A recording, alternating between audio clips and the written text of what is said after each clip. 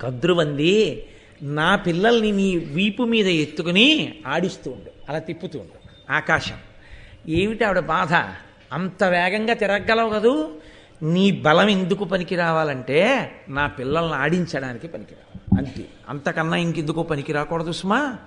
అది అన్నమాట తాపత్రయం. ఎందుకండి కద్రువు చెప్తే నేనెందుకు చేస్తానని ఎందుకు అడగలేదు? వినత అడగదు. వినత ఆవిడ్ని చూడగానే ఇలా నిలబడింది. ఓ అమ్మలా నిలబడింది, అమ్మలా చేస్తోంది అంటే మనం కూడా అలాగే చెయ్యాలన్నమాట అంతే. అందుకని పాపం ఆయన తిప్పడం అంటే ఏదో పక్క సందులోనూ ఆ తోటలోనూ తిరిగేంత తక్కువ శక్తి కాదయింది. కాబట్టి ఆయన ఏం చేసేవాడంటే వీపున పెట్టుకొని పరచి విపినములు మహాద్వీపములు ఓసారి అలా ఎగిరాడంటే ఓ దండకారణ్యం అయిపోయేది. అక్కడి నుంచి 4 కులపర్వతాల మీదకి దీపాల మీదకి వెళ్ళిపోయేవాడు.